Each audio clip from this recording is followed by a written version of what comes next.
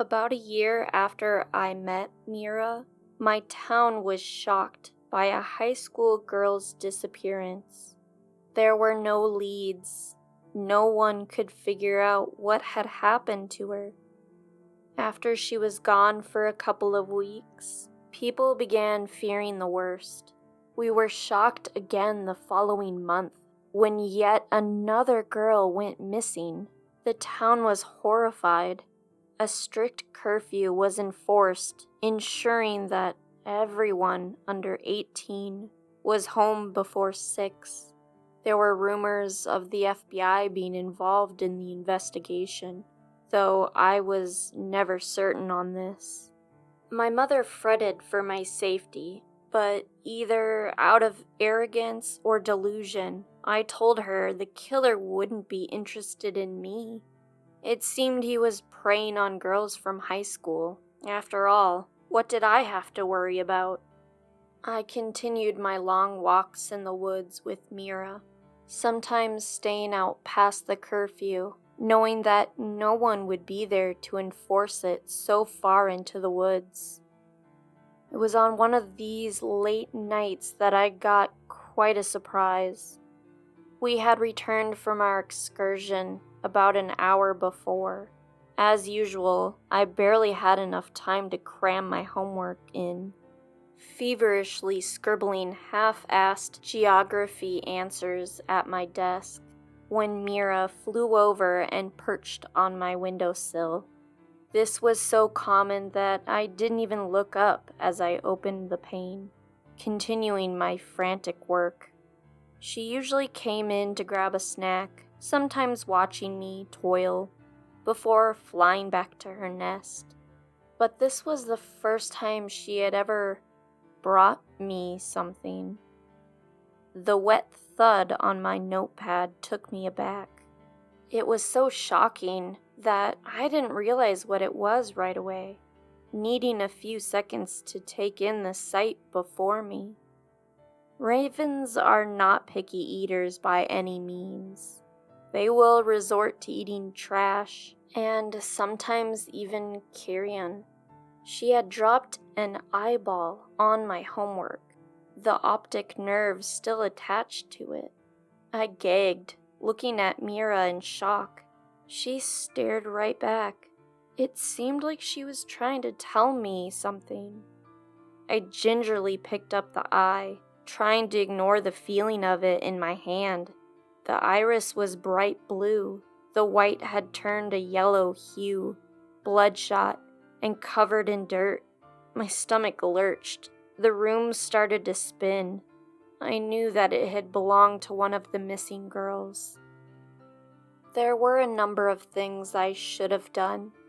I can't really explain why I didn't do any of them. Instead, I went down to the garage and got a cooler, placing the zip-locked eye into the ice. I placed it on the roof outside of my window, hoping the chilly air would preserve it well. A healthy raven can fly about 100 miles per day, but Mira wasn't quite up for that challenge with her slightly defective wing. Plus, the time she spent away from me was so short, I doubted that she could have possibly gone very far to retrieve the eye.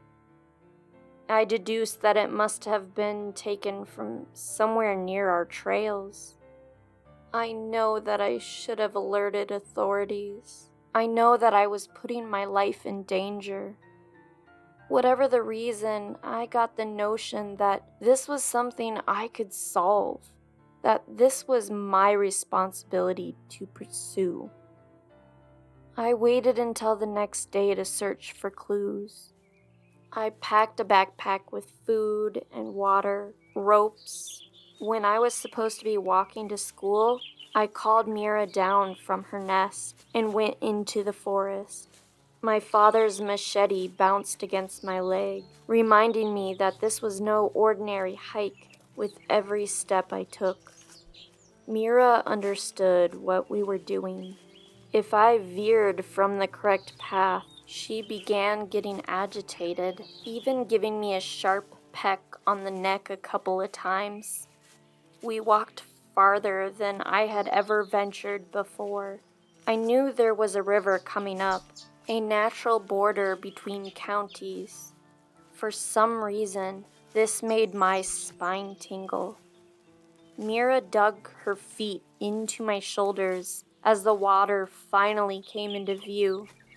I understood that I would have to cross it, though the task seemed difficult and would also put me out in the open.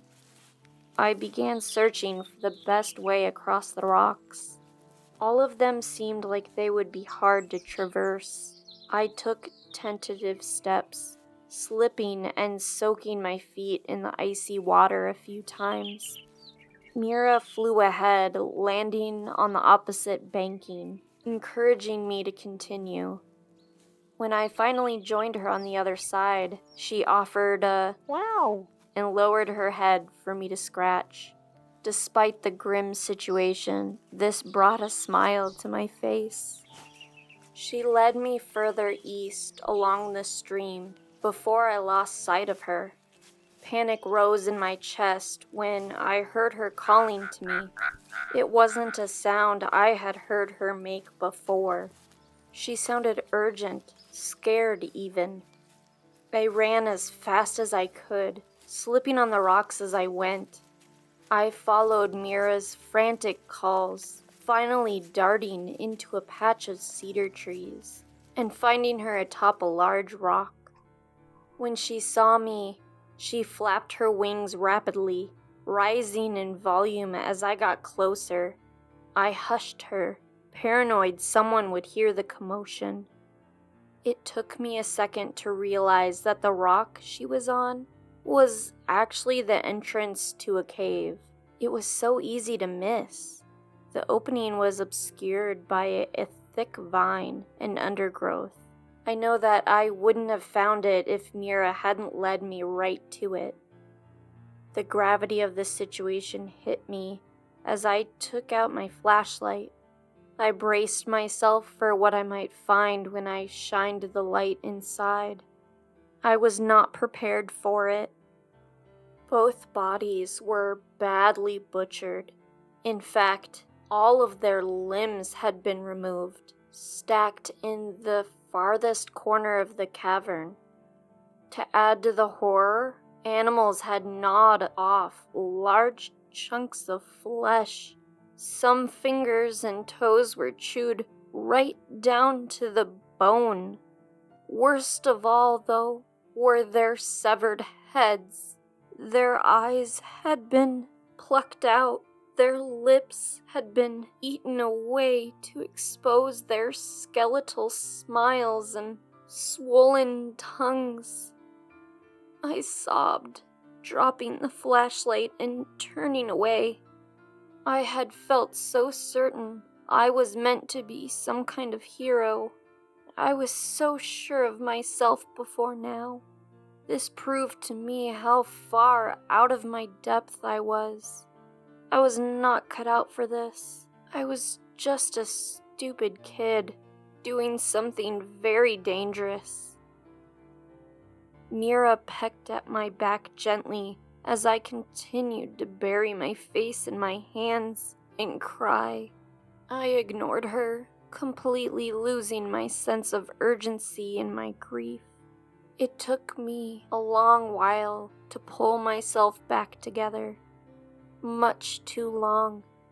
It may have been hours. The sun's position suggested so. I sat on the ground with my knees to my chin, numb with shock. Nothing seemed to matter anymore. My world had been broken too many times. All of my innocence had been pulled out from under my feet, dropping me into a pit of despair.